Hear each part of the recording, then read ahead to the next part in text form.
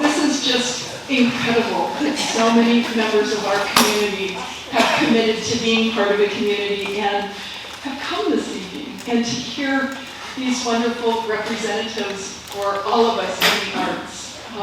So thank you for being part of this, and thank you for being patient while I boss you around. My name is Rebecca Carlton, and I am the artist for creating Are We Listening? There's going to be a number of events over the next 2 months, and I hope you return. I'm going to talk for just a minute.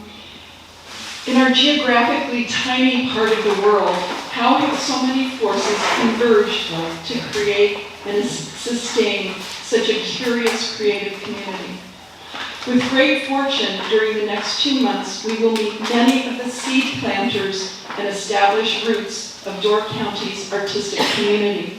I hope you will join in listening to their stories and asking them questions. Thank you for attending the conversation, the cultural and economic impact of the arts for Door County.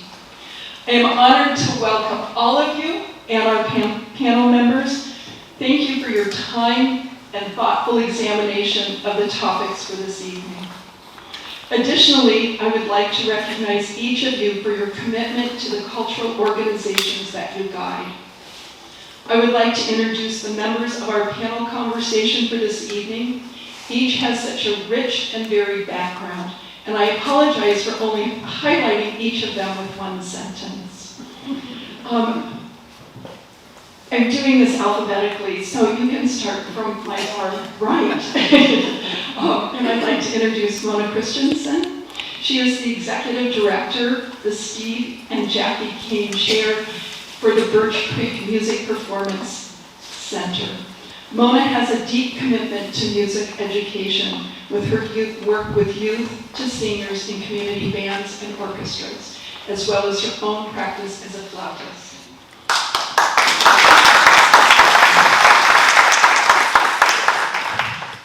Al DiGenova is the Executive Director of Right On Door County. In addition to his role at Right On, Al is a poet, writer, and publisher.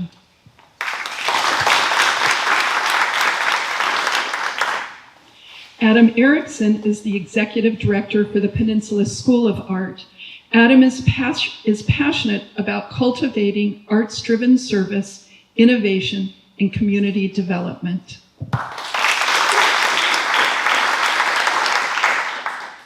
Allison Fleck is the Executive Director and Assistant Artistic Director of Midsummer Music. Allison is an accomplished violist, dedicated to chamber music, and has witnessed the, quote, transformative power of music.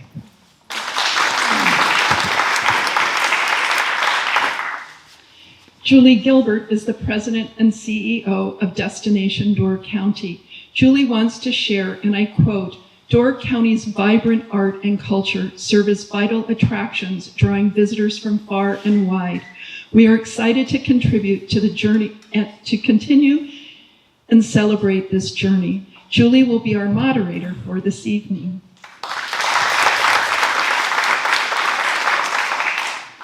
Brian Kelsey is the Managing Director of Peninsula Players Theater and Chair of the Wisconsin Arts Board. Brian has an unwavering dedication to enhance both arts and tourism within our community and across the state.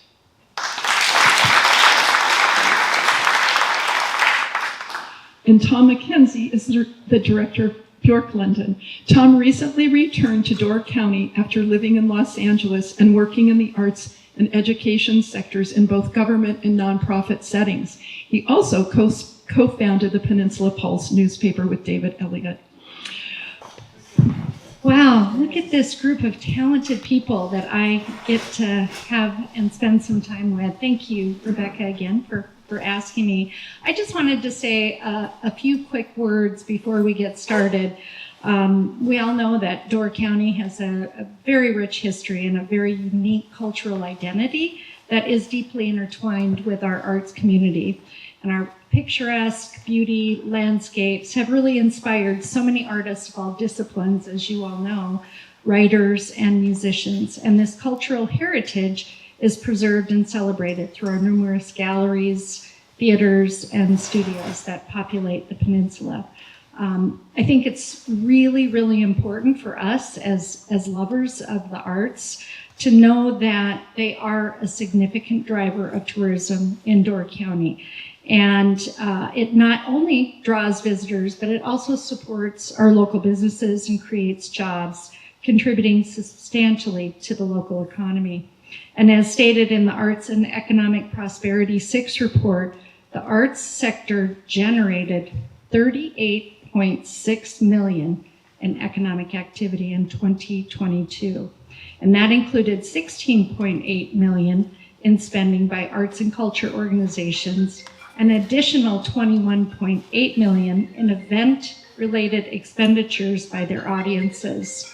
And that economic activity supported 738 jobs. It provided $17.8 million in personal income to residents and generated $6.2 million in tax revenue to local, state, and federal government. That just tells us that we know arts in Door County boosts our local economy by drawing visitors who spend also on accommodations, dining, and other activities. So it's really important that we support our arts community. And I am going to, thank you. See, I have Mr. Kelsey here. Arts, it's a fundamental aspect of life in Door County, and it influences our social fabric, our economy, and our collective well-being throughout our community. So let's get started. Here, can you hold it? No, I'm kidding. I don't know, I kind of liked him holding on to my papers there. All right, so I'm going to start the way that Rebecca had initially introduced everyone. We're going to start with Mona. So, Mona, can you tell us, as we were talking about economic impact, the economic impact of your organization in Door County? The study that went out took into account the concert goers, information from concert goers or visitors in the various arts areas. At Birch Creek, we do a second economic impact report just for Birch Creek, not taking into account any of the concert goers, but the 180 families who are coming from 15 states and all over the country and having their students attend Birch Creek. And just their impact and the impact of Birch Creek's spending dollars with vendors and contractors, salaries in the local economy, it's over $700,000. And that's not counting the dollars of the concert goers. So, you pull that away, and that's the void. And you think about all of the things that we do. I mean, we have 40 acres, and there's a lot of upkeep and a lot of people that it takes to run our organization. We have about 100 summer people we hire, and 15 of them stay on site. And with the 180 families who are sending their kids to us, sometimes they're dropping their kids off. Well, they drop them off on a Sunday, but maybe they stayed already on Saturday night, or they'll stay a couple more days, or they'll come back early to vacation, and some of them vacation a whole week while their kids are up here, So it influences tourism. And what's interesting, too, about Birch Creek is just like, I'm thinking of Peninsula School, the Clearing. We're kind of a destination in and of itself because people are coming and living with us and staying on site. And we, of course, have to do the whole kitchen thing and all of that. We are also doing our marketing for Door County just because we're getting our information out to all of these states and all of these families and all the recruitment that we do to bring our students to our property. So, any questions or? No, I think that's great. Okay. Thank you. So, Al, can you talk about how much do you feel that the arts distinguish Door County as a Great Lakes destination? And are there any comparable Great Lakes art centers to use as models?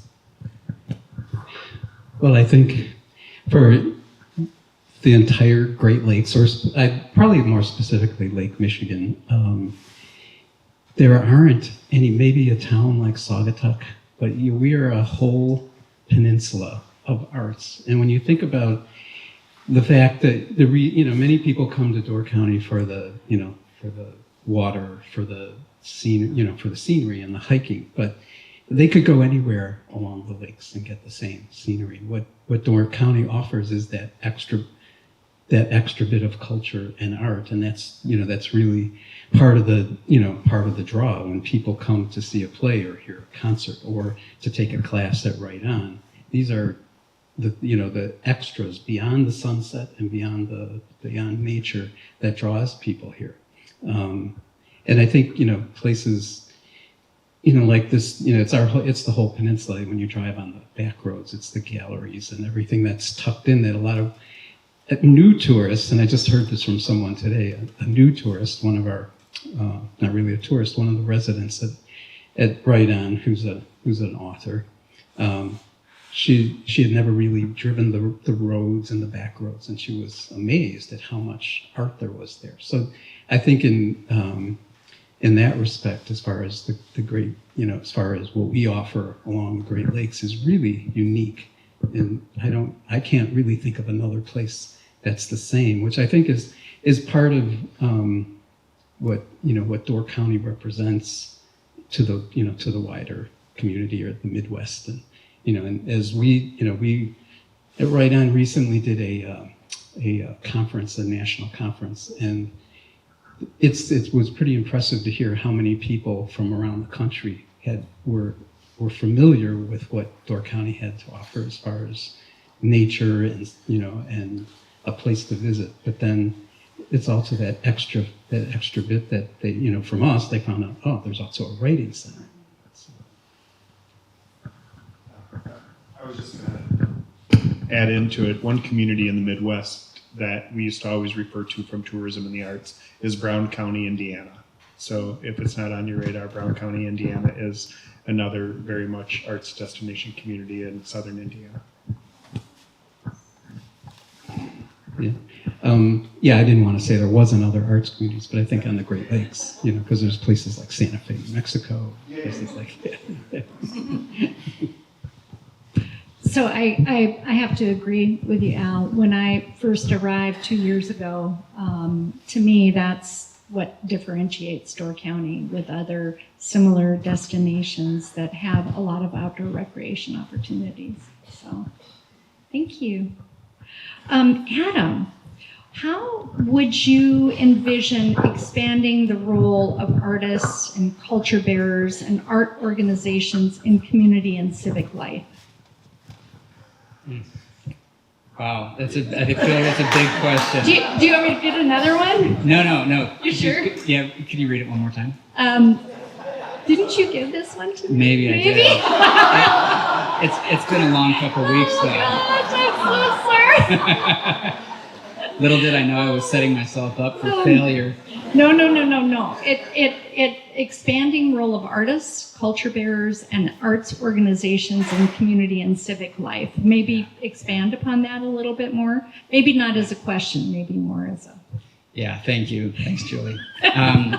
So I run the Peninsula School of Art in Fish Creek, and I'm probably the person up here with the sort of shortest amount of time, connected to Door County.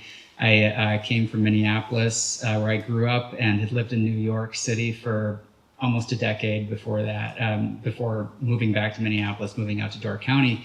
I came out here not quite understanding the context. I mean, sort of everything I could read online told me that this was a really special place. But as soon as I set foot in Door County, March a year ago, I pretty quickly fell in love with it and felt like, oh, this is a place that I could see myself living. And I sort of, the things that I thought would be true about living in Door County have become true for me, and I think for many of us. And when I start to unpack that a little bit and think about, like, why do I have a fairly quick attachment to this place? Why do I feel like I can be at home here and be comfortable here? Art and culture is certainly a huge part of that. I mean, I think the expressions that we see throughout the community of creativity, the signs on the roads, on the barns, the different cultural organizations that you have throughout the entire county, and all the galleries that have been referenced by other folks already. It feels like a place where differences are welcome, a place where it's okay to be creative and be unique. And I think those are some huge qualities that work in our favor as a destination. And I think that I had a chance in a previous job to travel around the country a bit and visit other organizations that were doing arts-based kind of community development. And that was a fascinating way to experience communities. And I can say that there really isn't, in my experience, anything quite like Door County. I had heard somebody, when I was learning about Door County a year ago, say that it's kind of the Cape Cod of the Midwest. I don't think that's true, and I wouldn't put us in that kind of comparison category. I think Cape Cod is the Door County of the East. So Door County stands alone, and I think the last thing I'll say is that getting at this kind of civic life idea, there's lots of studies about how art can build empathy. Empathy is a muscle that we exercise, or we don't, and it can atrophy, and it can also become stronger. And so what a great backdrop for this conversation, this idea of listening, which is of course, deeply connected to empathy, and that's also deeply connected to creativity. And I see a lot of those threads coming together here, and I think that the arts really do support the civic life of this county, because the arts help us feel more like we belong, and also like we can connect with others and we can exercise that empathy with one another. Not to preach something that feels too idealistic, but I think there's something there. No thing is perfect, no one is perfect, no community is perfect. But I kind of love the idea that here, against the backdrop of so much art and so much beauty, we can challenge ourselves to be more empathetic and be better listeners and be more creative, and be, belong to this place and belong to one another. Words do matter. For sure. Thank you, Adam. All right, Allison, you're going to have to help me out here too. Education and enrichment of residents and tourists. And should we separate those two groups of people and have two topics of conversation, even though they are linked? What are your thoughts on further discussion? Yeah, gosh, this does seem like a familiar topic. I'm so honored to be here with my colleagues. They're just such brilliant people. Education and enrichment, I think just through the lens of Midsummers was a small chamber music organization presenting small concerts of small ensembles. Yet each time there was a performance, there was an education component, talking about the music, engaging the audience. And we did feel that there was something lacking in our mission and our approach. And so when we added the Griffin String Quartet, September through May, now we have a group that is embedded in our community. And it's more by storytelling the impacts that I can relate to this. One of the projects that they have is to work with the Boys and Girls Club here in Sturgeon Bay. And at the first listening to a string quartet, the boys and girls were just amazed, but yet they were very apprehensive. Being exposed to live performing arts is not something that they get as often.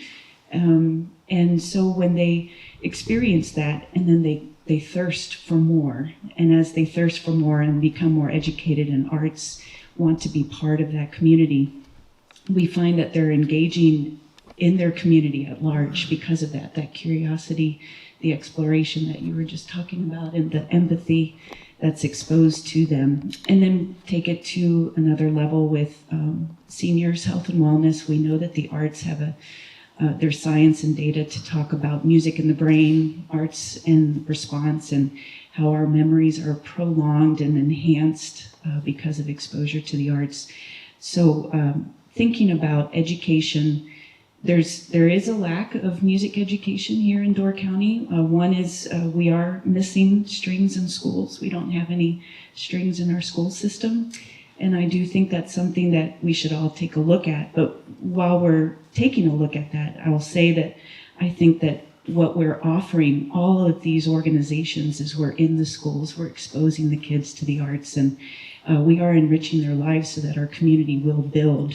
I think Midsummer's was thinking primarily and initially as the seasonal tourist group, and now we've seen ourselves acting more as the permanent resident for the community. And I see how those both go hand in hand, enriching the people who live here all year, enriching those who visit, whether it be temporarily or seasonal. So I think that we should just keep in mind that the education that we provide is enriching our community and will then contribute to the economic impact.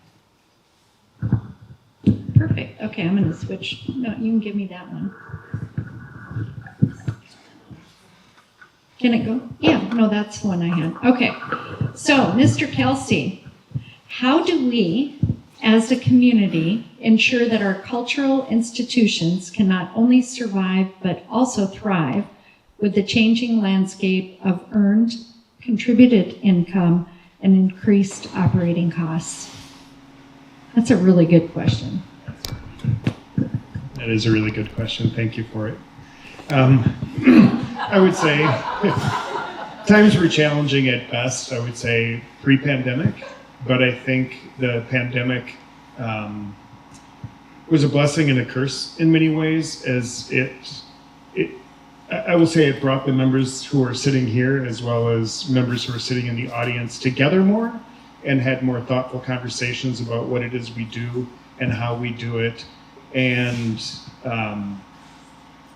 the curse of it was that a lot of us lost attendance and we lost the critical earned side of what it is we do. We are so fortunate to live in a community like Door County that is so philanthropic. But there's always the concern that those who are giving are aging, and they are aging out, and that those who are the succession planning behind them, their children may not find Door County a place that they want to continue living in. We're seeing it already in the homes that are passing and becoming Airbnbs, and it's becoming far more transactional. I will say that it has been remarkable to see what we call unearned, which is the contributed side of giving. I think all of us can agree that we've seen incredible gifts to our organizations throughout the pandemic and post-pandemic. So that giving is still going on. But it is a balance that not-for-profits, especially in Door County, have to be particularly focused on, because we are in a very small community of 31,000 we're at now post-pandemic? 31,000 in Door County. We have the greatest concentration of not-for-profit organizations in the state of Wisconsin. So that is a lot of organizations going to a lot of the similar individuals, and we're so fortunate that those individuals are supporting the number of organizations. At that same time, we're still working our way back from a pandemic where our business, and I can speak of theater, our business is to bring people together. It is the collaborative side of it. There is no theater without the audience there. You know, the fourth wall is right there staring at the performers, and it's critical that those seats are being filled, because we built a lot of infrastructure in this community that requires a great deal of earned income. So when I look at my peers throughout the state as well as throughout the country, when we calculate contributed versus earned income, there's a great disparity in what happens at Peninsula Players, because we have to rely so greatly on earned income. And there is this great component of unearned or contributed income, but there are theaters that are operating at about 40% contributed income and 60% earned income. And for many years, we were 90% earned, 10% contributed, and we are still in the 80s of earned. So that tells you the nature of how critical arts and tourism work together. So whether it's creating the second homeowner, whether it's creating the visitor who's coming back for return visits and expanding on that, expanding on their visit and attending more things, I think is important. I think another thing that's really important is no one here is my competition. I don't view any other organization. I think many of us get asked, well, what's so-and-so, how are they doing? And, they're taking your dollars away. Time is my competition. It's because there are so many wonderful opportunities in Door County. There's so many different organizations, and it may look superfluous on the surface that we are replicating what we are all doing, but we are all doing very different things, and we all serve very different purposes. So I think we're all doing a very good job in ensuring that we're not standing on each other's feet and replicating what they're doing that might take a donor away or take a patron away. So, it's a really convoluted answer. I would say it's really, I think we're starting to see the road open back up post-pandemic to see what's going to happen. Ticket sales are increasing. Our pre-sale numbers are pre-pandemic levels. They're above pre-pandemic levels, but we need to see that realized once the tourists arrive and decide. The last thing I'll say is that one of the most critical things when it comes to what it is we do as not-for-profit organizations and what the communities do in putting on free concerts. And there's nothing wrong with a free concert, but it's competition directly to the work that we're doing. And when you give that away for free, it devalues the experience at the organizations who rely so greatly on earned income.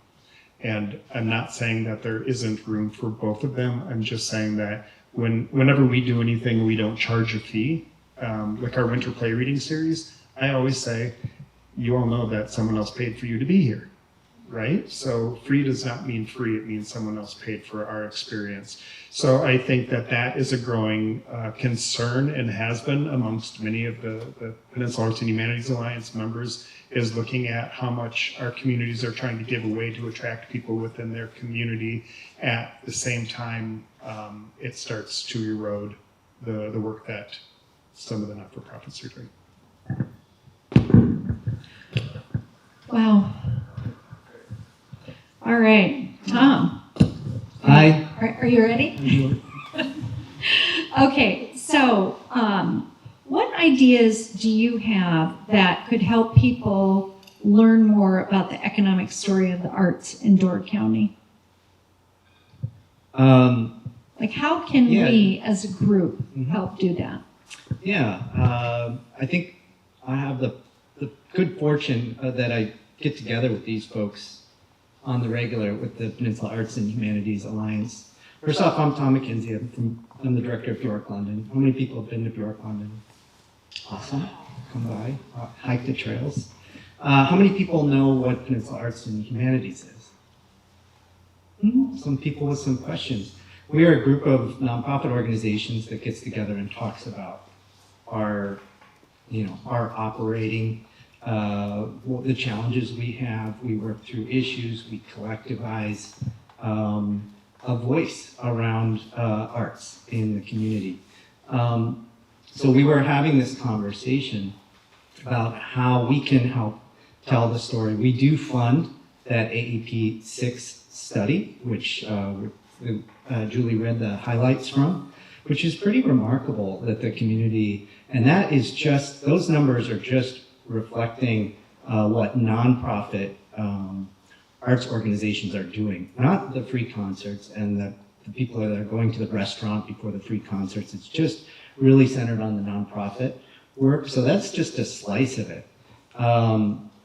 We talked about ways of promoting that remarkable economic impact by putting a statement, a shared statement that we could come up with together in our programs or speaking at the top of the show, just reminding folks that the arts is a key driver for this robust economy, and that brings so much richness to the community.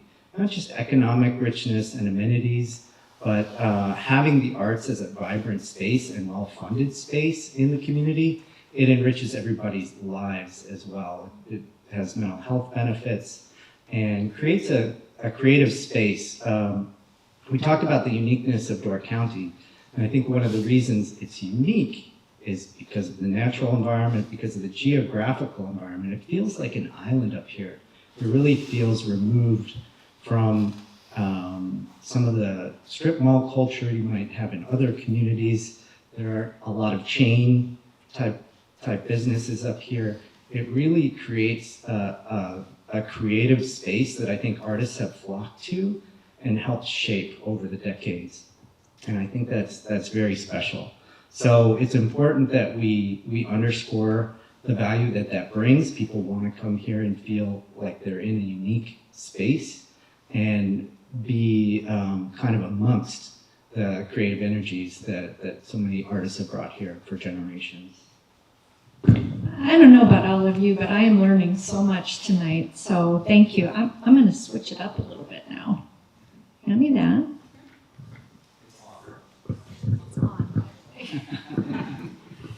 So you're up next, Allison. All right. So let's talk a little bit more about the cultural and economic impacts of resident enrichment, tourist enrichment, and then both of those with education as well. Sure. And I think it's, again, just as Midsummer's is transitioning into this full year organization where it used to be summer focused on tourist and seasonal residents, and now thinking of the community as the those who are here September through May and those who are still visiting. And the education impact as far as economics, I mean, first of all, kids who are exposed to the arts, they have better attendance in school. This is known. They're more productive, they're happier, and they tend to take that education to the next level. We know that as we are doing learning in retirement, that is part of our education, and again, giving back to the community is through exposure to the arts. So I think that we see direct dollars and from these education points, whether it be young people as far as school-age kids, young people as working adults, just kind of tagging on to this idea of the free concerts. I totally agree that we have to be careful that it doesn't diminish. In the case of the Griffin, they do a lot of free concerts, but those are funded by grants, and we always make sure to thank all those grants that are supporting it. But it does allow for those parents, I'm thinking of people with young kids, for them it could be the cost of a ticket, the cost of the babysitter, and the cost of the gas if it's a drive. We know Door County has our length. And so I see that there are some young people who are bringing in their dollars, but they're doing it in a different way, and they're being exposed to the arts, which I think they will give back as they get older and have more accessible income. I see that people are so grateful when they don't worry about the ticket price, and then yet when they have a little bit more accessible income, they come back and donate it and give back to the community. So I think there is an impact directly related to the economics with education. First of all, those kids who are getting exposed and what they'll do with their futures, and those who return back to Door County. We've seen a lot of those people too, as they've, maybe this is their retirement place and they come back because it was such a great place to live initially. So kids and the seniors giving back through those experiences. Great, thank you. There you go. Okay, Adam, I got a really good one for you now. Let's go. All right. So could you talk a little bit about the role of art in bridging divides that are political, socioeconomic, religious, racial, along with art in combating social isolation and loneliness? Yeah, It's a lot to unpack, yeah. It is, and I think the other brilliant people up here may decide to chime in on this topic because it is big. It's also important. One of the things that I've learned in being able to engage with like local communities, small communities around the U.S. is that the sort of the divisive politics of the day that we sort of hear about at the federal level are a lot more nuanced locally. It just when you know your neighbor and you can sit next, it's hard to hate up close, I guess, is one phrase that I've heard. But the reality is that even in sort of a time where I think a lot of us feel that there's a lot of divisiveness, we seek opportunities, I think, still to come together, or at least I do, and I think a lot of you do. And I believe that the arts do provide a really valuable service. It's not something that we often think about necessarily. We think about, well, I want to go see that great show, or I want to go see that great exhibition. I'm really interested in that artist. But we might be rubbing shoulders with people of different backgrounds, or we might be sort of striking up a conversation and learning something about somebody. It depends on your orientation, of course, but it also, I think, in a community like this, we have lots of opportunities to be together. And so I think that the arts have an incredibly big role to play in bridging divides. And one of the studies that, like the National Endowment for the Arts, has been looking at social isolation and loneliness quite a bit lately. And some of that's kind of inspired by the Surgeon General, who declared that as kind of a public health emergency, that social isolation and loneliness is just about as bad for your health, or as bad for your health as smoking, for example. And so National Endowment for the Arts is starting to talk about the arts' role in community well-being.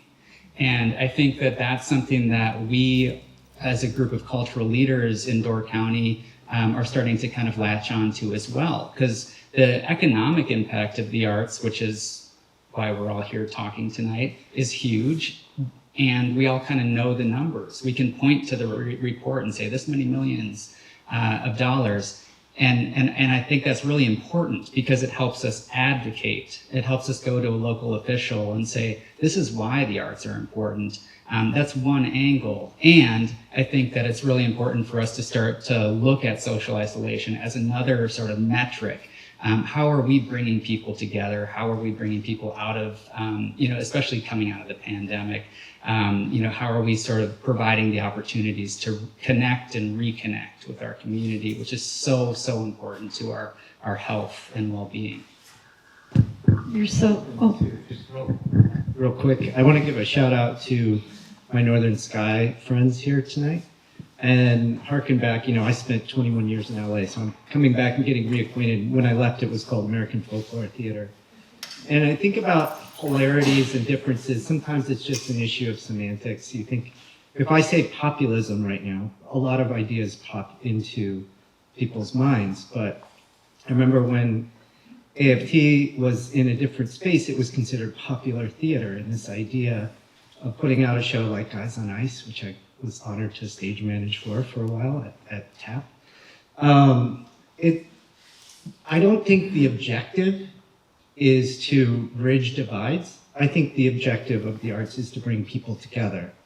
And then the outcome is that divides are more easily bridged after you've sat through something. And you can deal with any subject matter in a piece of art where maybe you can't over the dinner table with your closest family members. So I just wanted to put that out there, that there's a very special magic in the arts that allows us to approach things that maybe don't play well in the headline news or other places. I think you're right. And we just launched a campaign a few weeks ago, I think. It's our feelings campaign, and it's the art of the spoken word. So we're using poetry on the video to evoke those feelings, and our hope was to provide some calm, safe, nice spaces for people to go online that weren't so divisive. So, yeah. I just want to add on to that. I got asked, I've served on the Wisconsin Arts Board since 2013, and I served on the Governor's Council on Tourism since 2008 through 2019. And I was there during the transition from Doyle to Walker and watched the arts funding get cut 73%. And I had people look at me and say, how can you serve on the Wisconsin Arts Board under this governor? And I would say, if I'm not willing to sit at the table, I have no voice. And so it was really important for me to denude my political mind and sit down as people and say, this is what's important. Let me present the arts to you in a way that you may better understand. And it became really effective. And so my mantra has always been, when I approach the arts, is it's apolitical. We may be telling political stories, but the arts are apolitical.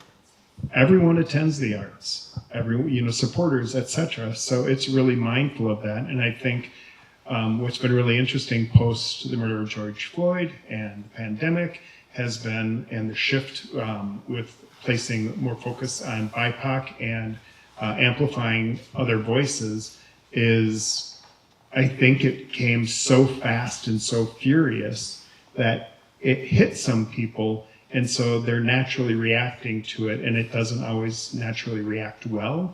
And I think it's just going to take a little bit of time for people to better open their arms and to see beyond what they know. I graduated from Sturgeon Bay High School in 1985, and there was one BIPOC person in the school. That's it. So my experience to any other culture was when I went to Marquette and was put in the middle of Milwaukee. And you learn very quickly how shallow is not the right word, but how protected or how insular, I often say insular and peninsular, is that Door County can be, and how we need to open our minds about that. But I don't think we have such a homogenous group in Door County, but there are very diverse groups within this county. It's important that we see them, we raise them up, and it's important that we reflect that on our stages and in the work that we're all producing as well. Bravo. Alan, you ready? Okay. So you had stated in one of your questions that there seems to be a surge in local open mics, and how indicative is this of growing artistic expression for county residents? Can you talk a little bit about that? Well, I think that, and if people aren't aware, I think it's been talked about quite a bit, even in the Pulse, the number of open mics that are developing throughout the county. And I know there's a few people here who are very involved in a lot of those open mics. But it's kind of it's kind of a chicken and egg thing. I'm not sure what begets the other. The open mics are not revenue generators in the sense that, that we're talking about. But it does go to the empathy that Adam talked about. It talks about it goes to the isolation that people feel. And it's also, there seems to be in this burgeoning open mic thing. And of course, when I've gone to open mics for a long time. So there are good ones, there are bad ones, but it doesn't matter. And it's a very leveling experience for people to hear some people who are new at their craft, and most of the open mics are poetry or sometimes short stories and songwriting. So there's a lot of songwriters who are telling their stories. There's poets who are telling their stories. And this artistic urge, and I don't know if that artistic urge comes from the environment here, because there are so many people who are experiencing the arts, or there are people who, because it's not something that happens with visitors primarily. Visitors may go to an open mic, but the people on the stages at the open mic are local residents. And it's younger people as well as, the more wise people, the aged people. But the open mics are another way to also bring in younger people who have stories to tell, and it's this whole sense that Adam was talking about as well, is the health and of being able to express your innermost feelings, which is really surprising if you haven't been to an open mic, to go to one and hear the kinds of things that people talk about on a stage in front of a group that they may not tell their parent or their spouse. It's pretty impressive of what the arts will bring out in people. So in our community here in Door County, it feels, and it's pretty much the last, I think, year and a half, maybe 2 years since the pandemic, and the pandemic may have caused it, the isolation of that, where people needed to get out. And they may have been writing songs the whole time they were shut down and want to share that. But it's really encouraging to hear people trying, doing their best. Some are more experienced, some are not, are expressing the artistic craft in front of strangers.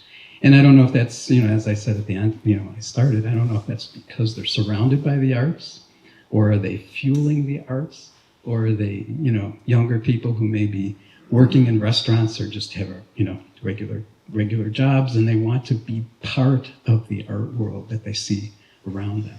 And it just bodes very well for the future of maintaining the artistic fabric of the county, because young people and the locals want to be part of that artistic fabric. I love that. Thank you. So, Miss Mona. All right, I've got a combined question here for you. So, as a nonprofit, what are your greatest challenges in preparing for each season? And in terms of your fiscal what? It's coming. We're in cahoots. Oh my gosh. Are you guys ready for this? No, it's good. All right. Then, in terms of your fiscal challenges, do you feel that the arts are properly advocated for in countywide promotion to tourists and locals? Wow, did I write that? Yeah, Wow. you did. Okay, probably this is really kind of, you wouldn't think that we would be dealing with this, but many of us are dealing with kitchens. And, I've got, sometimes we're serving 110 people per meal, 3 meals a day. And then we do that every day, and we're doing that for, 8 weeks. And then we have adult programs, so the menu's a little different. We can give them lavender, I won't get into it, it's okay. Eggs Benedict, or, you know what I mean? We're doing different things with just to experiment, because we have a, creative cook. But anyway, probably the biggest challenge for me is, oh boy, the kitchen. How are we going to, staff the kitchen? And luckily, we, found a different kitchen manager this year. The previous manager found a full-time year-round job that he was able to go to, and, and then it's part-timers. And I mean, for me, now I know Brian is doing different things, but, and the clearing too. I mean, the clearing is dealing with this too, and Bjorklund, we're all kind of, yeah. So, I mean, I'm, going after music majors because, we're Birch Creek. So all my people are music people. I'm like, if you worked at Subway, or you were at a deli, or you were at a soup kitchen, you are in. So I've got the main cooks, and then I've got 2 kitchen assistants, and they're able to stay on site with all of the other interns and office staff. And, it's a wonderful thing. But, wow, every year it's a significant challenge, and we wonder, at the point when we were advertising as far as we could advertise, and of course we're competing with cooks with all the other restaurants going on up here, and they're poaching and all this other stuff going on. I'm like, what in the world are we going to do? I'm like, I know, I'm going to that camp counselor who didn't get in, and I'm going to see if he could cook, or can you chop onions, or, you know what I mean? we kind of went after it that way. So, what was the second part of that question? What? So in terms of your fiscal challenges, do you feel that the arts are properly advocated for in countywide promotion to tourists and locals? Well, I guess that's a question for you all. Are you familiar with what we're doing? Do you feel like the arts are advocated for in the publications that you see, or the different places where you go? And do you, I mean, I hear it all the time, especially people in Sturgeon Bay, they don't know where Birch Creek is. And because of the bridge, you know. It's the same in Green Bay, I'm telling you. They have a bridge over there too, it's the same. The other side. So, I mean, it's kind of interesting, and, you know, we will send our interns out and we'll put posters up and we'll do the whole thing. But, I mean, in terms of funding for the arts, and as a nonprofit, I kind of feel like, oh man, we are such a force in the economic fabric of what we're doing for tourism. Could there be a way that nonprofits maybe didn't have to pay quite so much for the advertising? Or is there something that could be done so that for those of us who are out in 15 states recruiting for, I'm totally biased here, recruiting for our program, is there some way that there could be some remuneration back, you know, so that we're like, thank you for getting out to 15 states because you did it for us. And we know that we're all in this together. I mean, we're all pulling from all over the place, and together we're one, you know, we're all doing it. But it's a bigger question for, I think, the community to think about. Because we're shouldering a lot, you know, we really are. And the rewards are fantastic. I mean, you can't put money on it, really.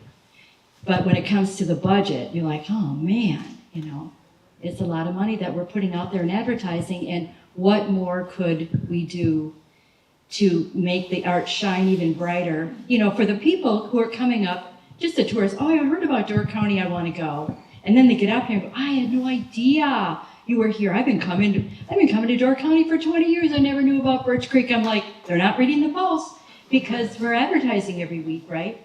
But a lot of people don't read the paper, you know. So. Can I add on to that? Of course. And then Tom, yeah, I'm a little blunt when it comes to this advertising. I've spoken to Julie, and this will not be a surprise. I spoke to Jack before Julie. Karen was very converted but had no money. Karen Raymore. I will always ask Destination Door County to put the arts more center, especially when we look at the results from the AEP 6 Arts and Economic Prosperity Study. Both 5 and 6, 6 years apart because of the pandemic. 51% of the people who responded to that survey's sole intention, the reason they came to Door County was because of the event they were at. The performance, wherever they were, 51%. So there's a lot of people coming here. But when you do the research and you start surveying people, the arts are not floating anywhere near the top. Therefore, it doesn't resonate as something that should be used and advertised. So Julia's heard me many times talk about the importance of putting the arts front and center. Michelle was in the room with Door County Economic Development Corporation where I say someone from the arts has to sit on your board because of the economic impact the arts play, this critical nature of the work that's going on. So none of us has the budget to advertise truly outside of Door County. So in this room, if you're not seeing our ads, you're not picking up a publication or you're not on the lodge, because that's the only place where a lot of us have the ability to try to make an impact. Because guess what? We don't know who's coming tomorrow. We don't know where they're coming from. So as you try to target your marketing, it's very different than being in a city. So it's much more challenging. And the last thing I'll say about the cook side is it is the most stressful role to fill at Peninsula Players as well. We're feeding 3 meals a day, 6 days a week, sometimes 7 days a week, to up to 70 people. It's very challenging, but it all ties back to people piecemealing jobs together to actually live here. So you don't know who you have coming back next year.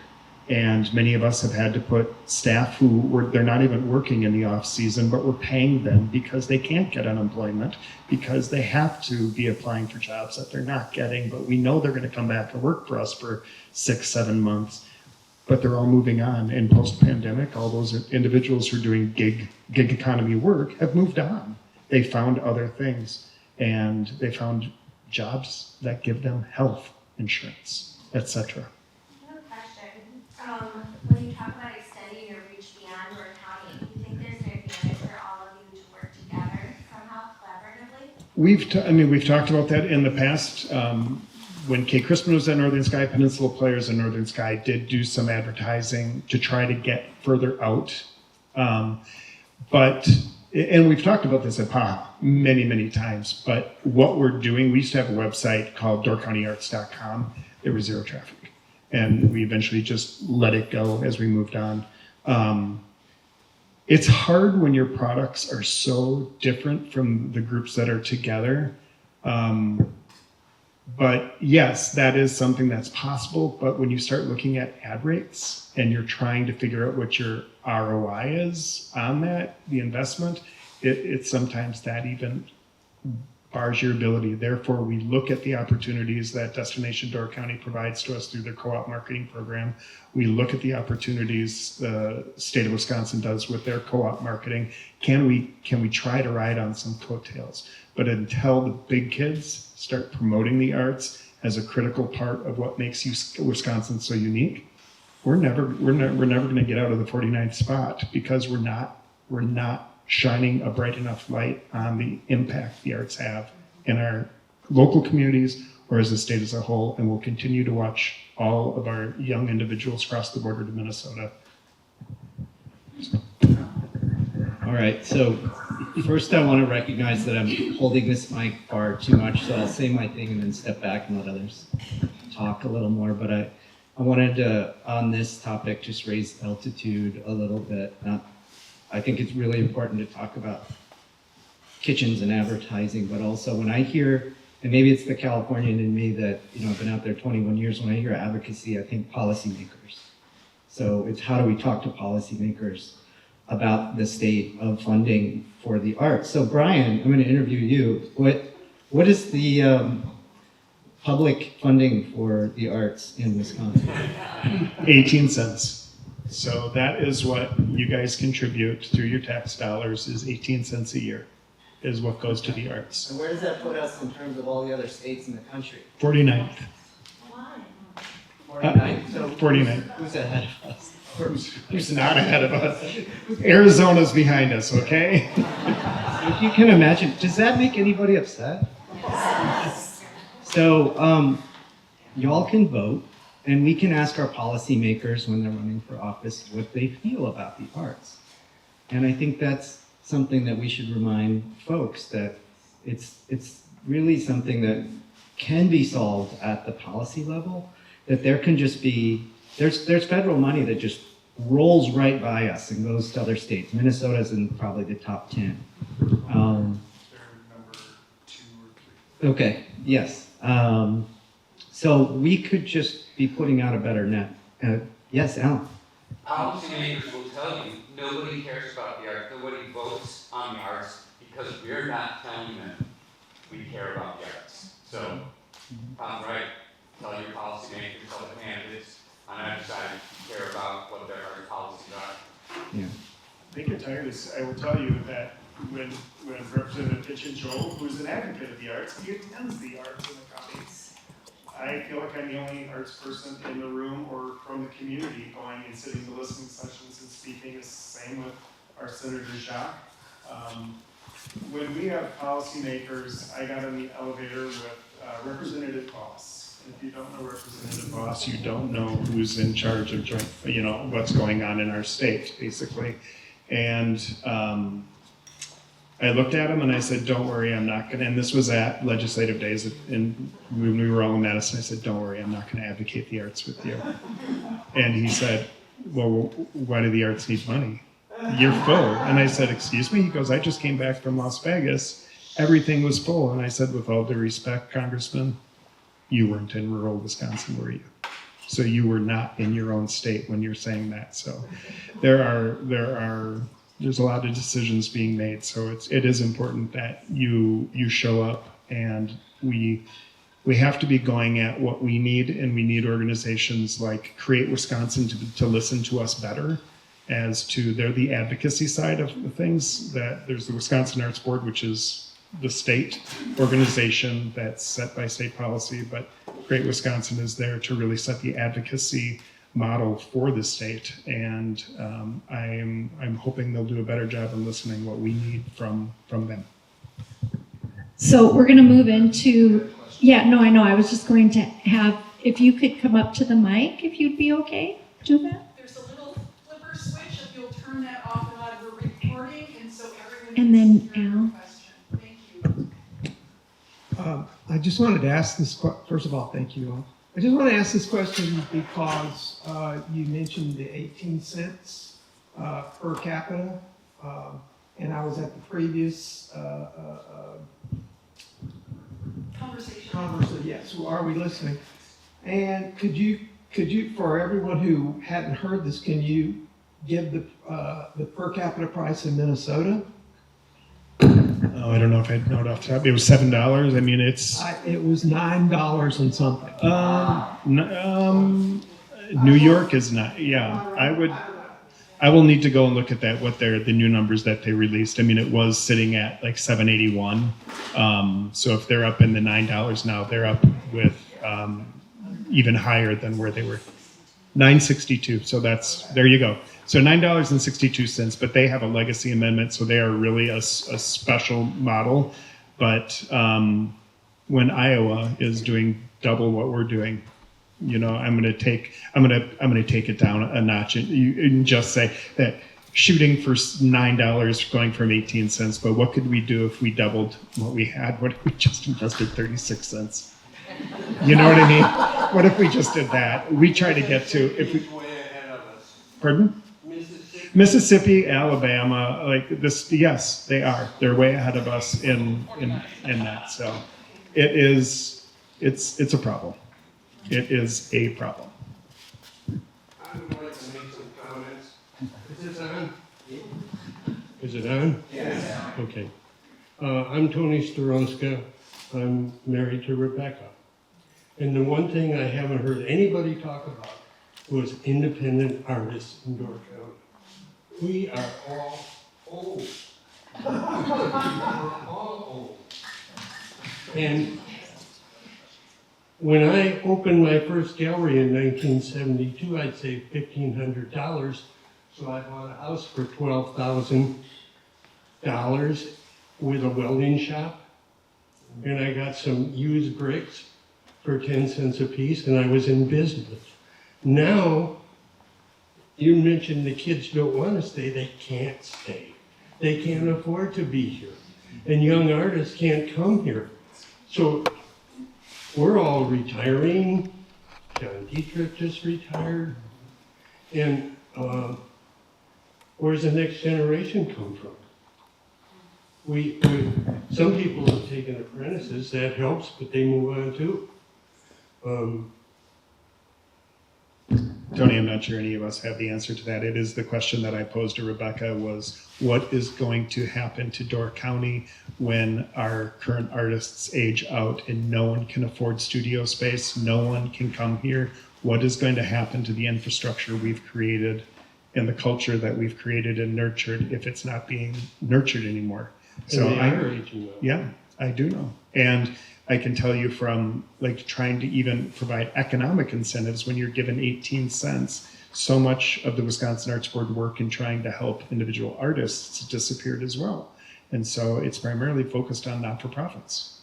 And we can look at the organization we're all members of, the Peninsula Arts Humanities Alliance, came out of PAA, the Peninsula Arts Association. We were a committee of that, and because we were not-for-profits, we were bundled together because we had our own issues. But PAA, for many, many years, did a great job in speaking with the individual artists, and they would apply for a grant with Wisconsin Arts Board to re-grant money into individual artists' pockets. but that is a drip of water into a gallon bucket of what is truly needed. So Tony, I share your exact concerns. That's why I wrote it to Rebecca. My big concern is to what is going to happen to this infrastructure and how are we going to continue to do this if individual artists can't afford to even be here. We are not for profits, but we didn't plan it that way. We often hear that. Whenever we're in a artist space and we say we're not for profits, they all laugh and say we all are.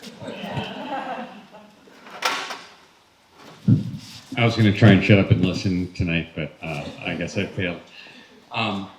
First off, we used to be advocating for $1 per capita back when we had 70 cents and 50 cents. And that was actually back when the Wisconsin Arts Board was able to give individual artists grants.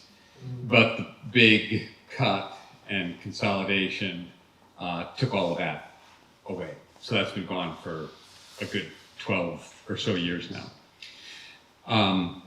What I wanted to ask all of you is, I serve on the Joint Effort Marketing panel for the Department of Tourism, and we seldom get arts organizations applying.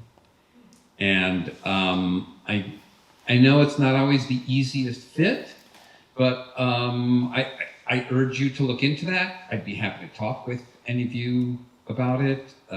Joint Effort Marketing grants top out at $39,550, I think. And there's new event, there's existing event hitting new markets, there's one-time, one-of-a-kind event, and I'd be happy to connect you in seeking those kinds of grants.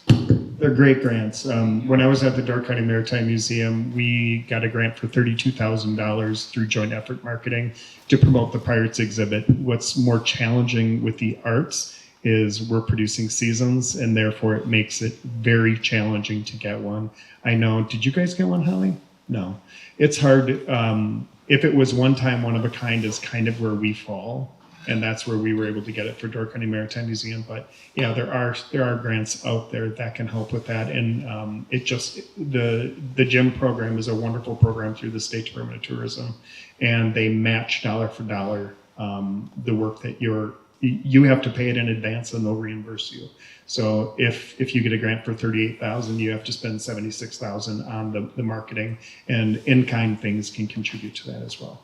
So you have a better understanding, and thank you. And staff are interested in seeing more from arts organizations, and so, we can look at how we look at some of those.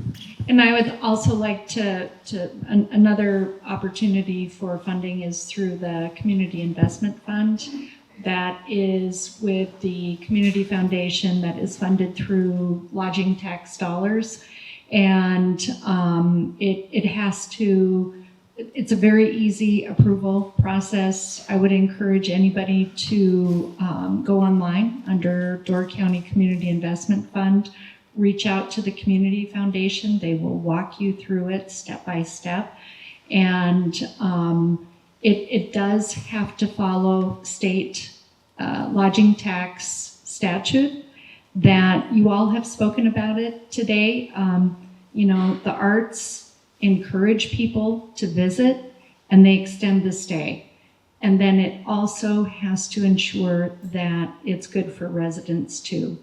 And I think we all spoke about the benefits of that. And I know Peninsula School of Arts was awarded funding, community auditorium. So I would encourage you all, because arts is such an important part, an integral part of the visitor economy in Door County.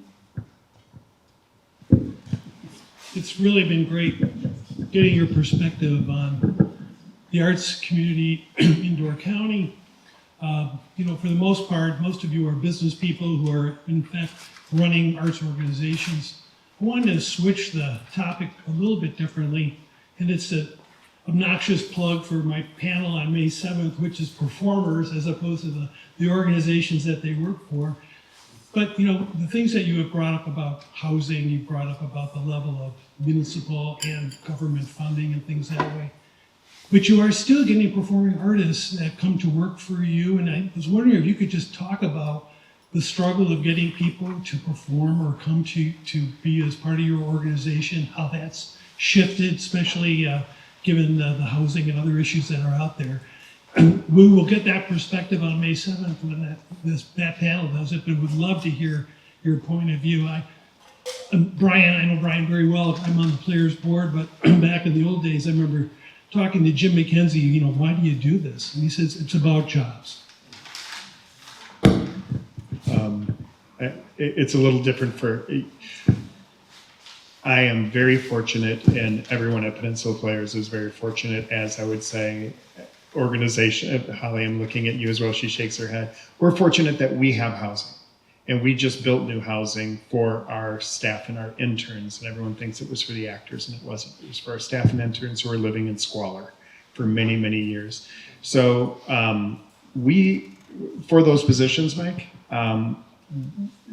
Linda goes through hundreds and hundreds of auditions. People know Peninsula Players. They know Door County. They want to be here. And we're in a very fortuitous position as to we've always housed them. By union regulations, we must house them. But from looking at it from an egalitarian standpoint, we don't charge any of our staff to live on our property either. If they join our meal program, that's when a fee comes in. But it's because we know that they couldn't come here if they had to rely on it. We've had actors who have relocated here who have been company members at both Door Shakespeare and Peninsula Players, and because of that you're seeing them on tap stage. Cassie Bissell and Neil Brookshire.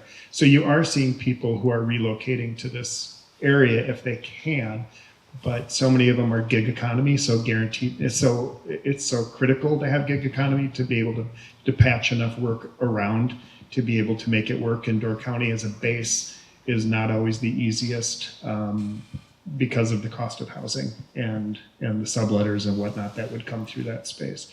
But is anybody, for us, we've never had a problem attracting people to our organization. If anything, we get over 200 applications for our 10 internships.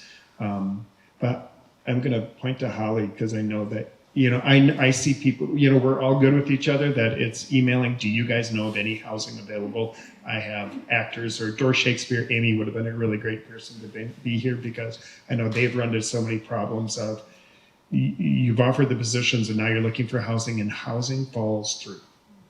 Suddenly someone sells it and now you've just lost where you're putting someone. Do you have any stories you want to tell, Holly? I mean, just how it's impacted Northern Sky Theater? Hello. I'm Holly Feldman. I'm the managing director at Northern Sky Theater.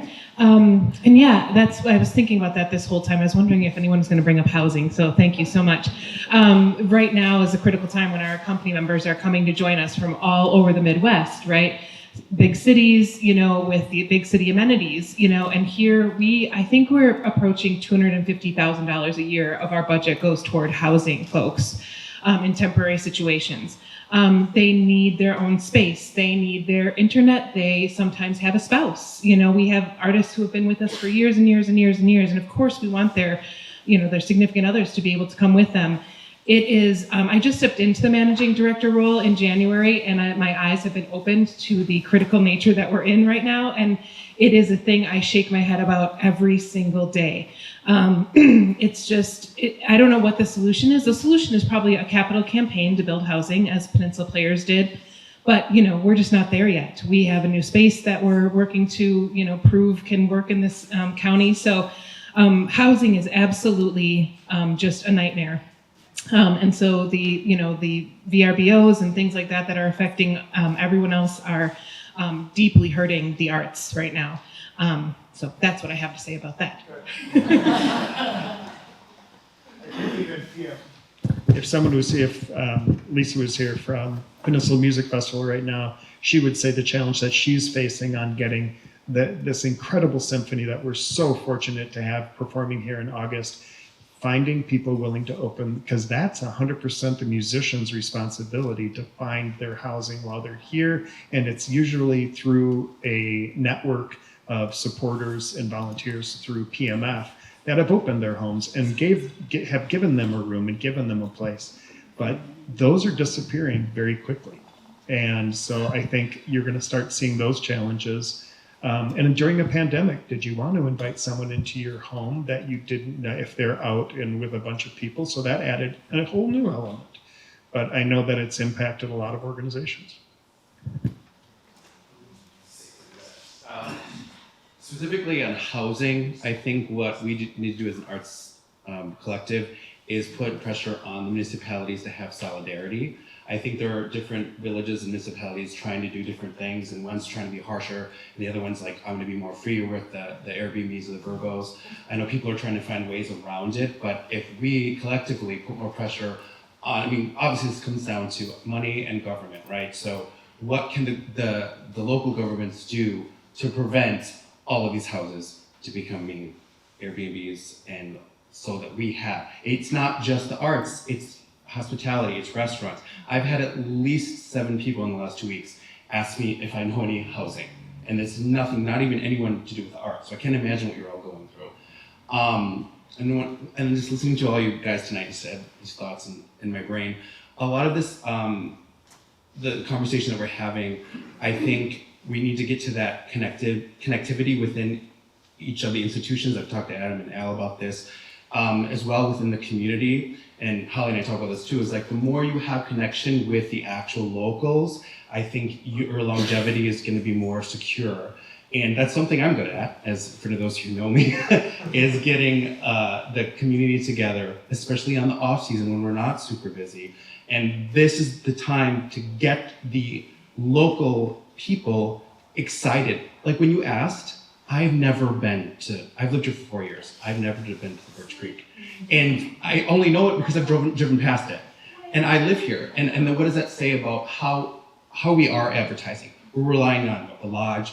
And this is where I maybe have an idea for us to collectively come together, and how do we bridge the gap between local advertisement that does already cost money, how can we afford outside, is social media. How do we come up with a video that sort of, highlights all of these arts institutions, getting it out there on the web and being like, wow, like they do this here, they do that. Also, think about conversations within the hospitality industry. We need to connect more with these restaurants. The people that are serving tourists are having conversations about what to do in Door County. Some of you know this, I run a restaurant up here. I talk to people and send people to your establishments all of the time because they're asking me what they should do.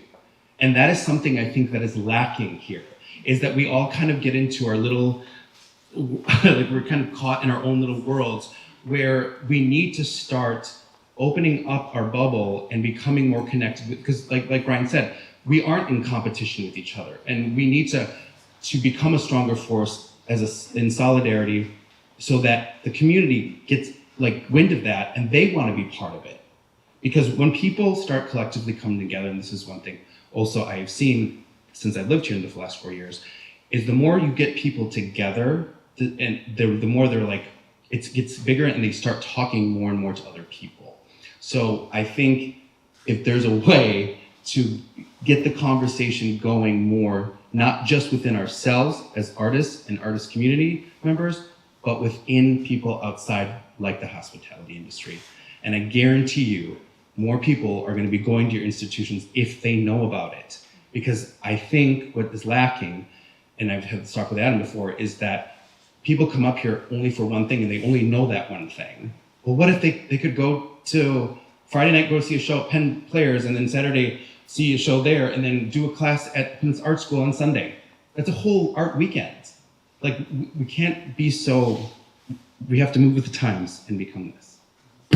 No, it's very, thank you, Owen.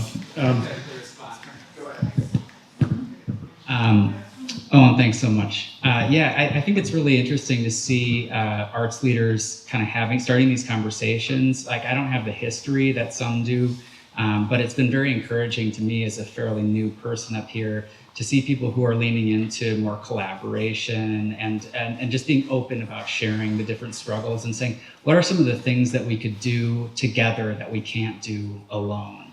And so I think we're sort of like stepping into that space a little bit. And along those lines, I want to just go all the way back to Tony's comment, because that's been weighing on my mind a little bit as well. I mean, we're sort of up against market forces in terms of the housing market, and that's not going to change. That's going to continue doing what markets do. What Owen's talking about and others are talking about is sort of the advocacy side of things, because it comes down to values. And so if this community says, we really value the arts, not only do we see the economic impact because we can point to these numbers, but we also just feel like this makes us better as a community, and it makes us, a healthier group of people, a healthier community. And this is part of what we want. Then you can start to look for policy wins, or you can look to, some communities have built essentially affordable like live workspace for artists, right? Like it may not be that we're going to have waves of artists moving up here like they were in the 70s and buying nice parcels of land and opening up shops and galleries. It may look a little different, but there are things this community can do to support the livelihoods of artists if we decide we care about that. So there's plenty of conversations that we can have about specific, things that we can do, but it does take that collective voice for sure. I just wanted to add, this is kind of a dream big kind of thing, but I spend most of my life in Chicago, and in Chicago, people think of Door County as it's a nature vacation. You don't go to Door County for the arts, but what if we suddenly became an arts vacation, as Owen was saying? If we were able to promote ourselves as a place to go for the arts, people, and I'll use the reference of Chicago, that people will think about going to New York for an arts weekend. They go to New York to see plays. They go to New Mexico, to Santa Fe to go to art galleries. They could drive to Door County and have just as full of an arts vacation. And, that's just kind of wishing big, but that's something that, we may be able to position ourselves as that kind of arts vacation. I did a little reading in preparation for this of some other studies, because AEP6 is not the only study in the world that's relevant to this conversation. There's Southern Methodist University does a data arts. It's a real pain in the butt for any nonprofits that do it. It's really long.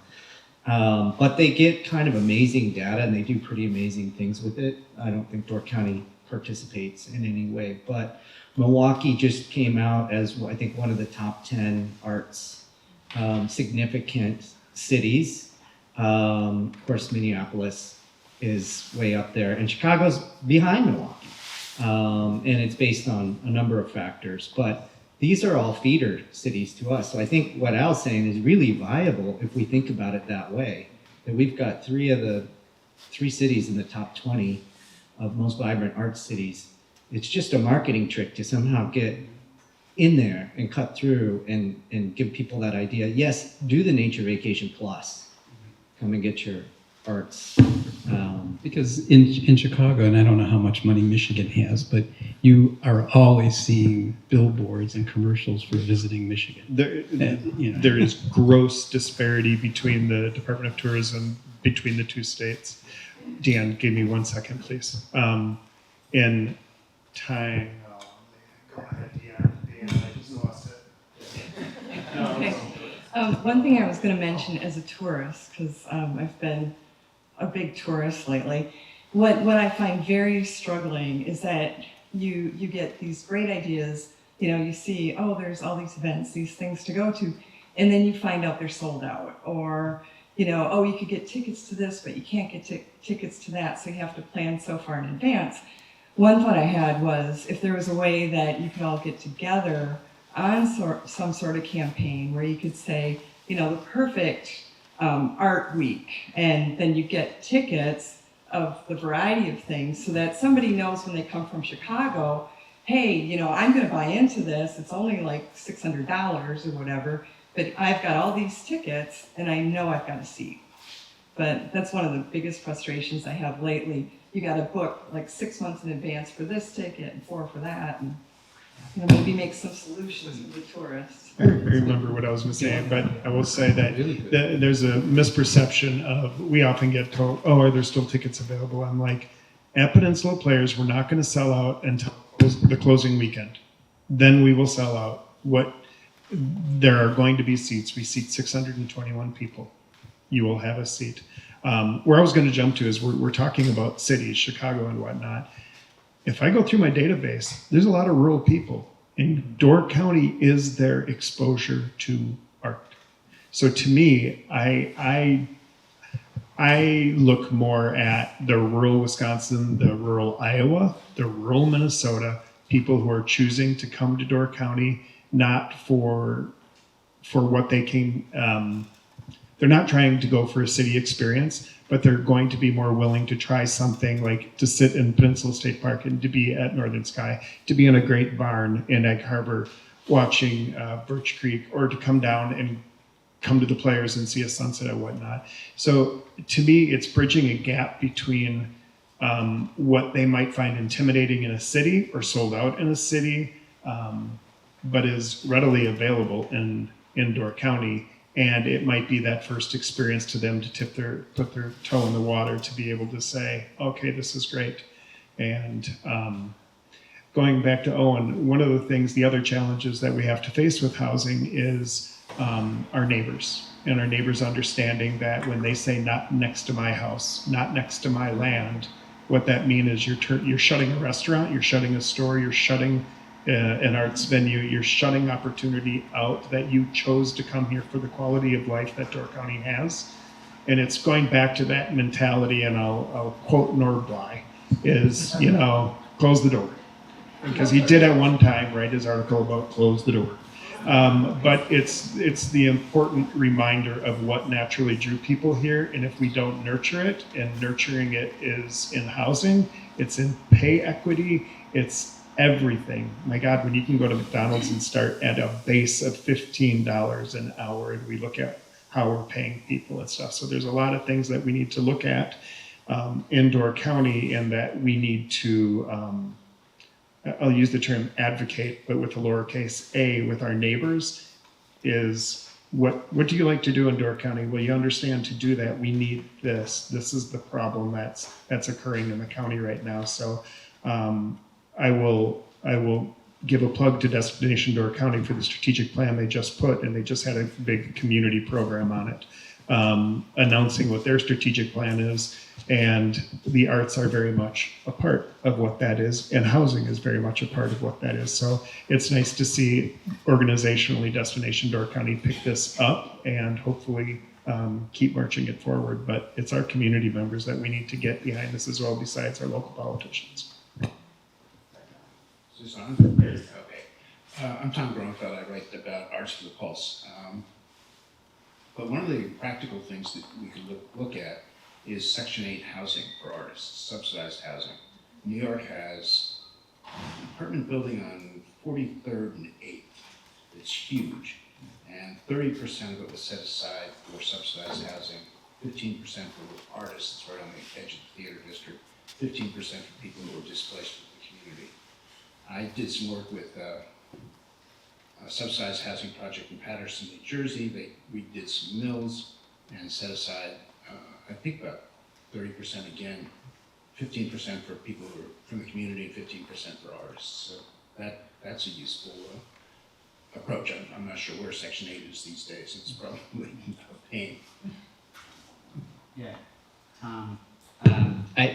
That's kind of what I was referencing as well. There's a group that's national, based in Minneapolis, called Arts Space, and they build affordable housing, like live workspaces for artists all across the country. And I mean, I have no idea if something like that could fly in Door County, but I think it's something worth thinking about, talking about, looking into.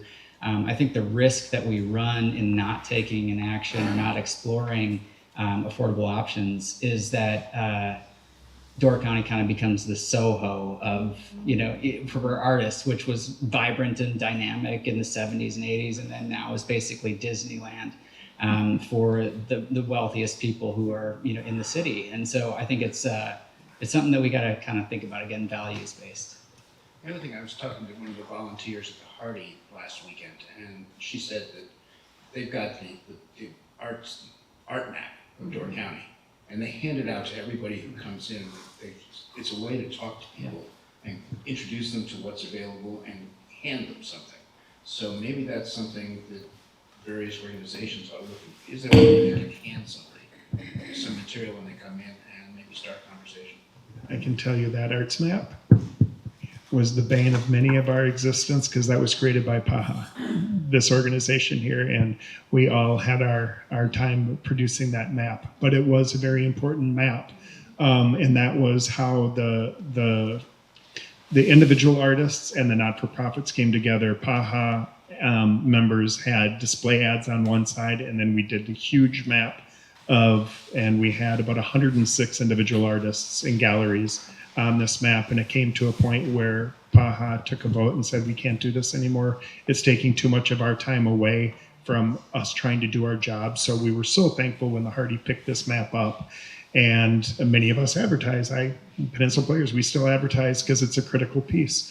There's a lot of outside publications and that are in Door County, and most of us who have organizations know that it's hard to place everything that is coming, like the arts guides and whatnot. But I totally agree, and I think the best place for some of that to be is with Destination Door County, who's got the delivery mechanism and the traffic. And hopefully someday it'll be something they pick up, because I don't know how long the Hardy will keep going with it. It's a lot of work to do the arts map. But it is one of the selling points of Door County is that you can actually meet artists, and it's not so intimidating. The galleries aren't so intimidating. But I think I agree with Tony that I was just up with John Dietrich at Ellison Bay Pottery a couple of weeks ago. He started out with a land contract and a few $100s and built it up, but he sold it for about $500,000. So, you know, where's the beginning artist going to go? Well, it's 8 o'clock or a little bit after, and so not to keep any of you longer than 8 o'clock. And I just would like to thank all of you for attending and being here this evening, and specifically our incredible panel members and Julie for moderating. Please thank everyone.